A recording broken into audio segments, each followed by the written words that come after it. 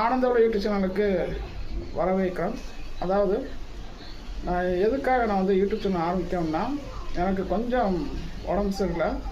பஞ்சாக்காமாலேருந்து நான் கிட்டத்தட்ட ஒரு 3 வருஷம் நான் வீட்டில் தான் இருந்தேன். அதுக்கப்புறம் வேலைக்கெலாம் போக வேண்டாம், நீங்கள் கொஞ்ச நாள் வீட்டில் தான் இருக்கணும் அப்படின்னு சொல்லிட்டாங்க. ஸோ அப்போ நான் என்ன பண்ணணும், வீட்டிலேருந்து ஏதாவது ஒரு வருமானம் பண்ணணும் அப்படிங்கிறத கொஞ்சம் திங்க் பண்ணேன்.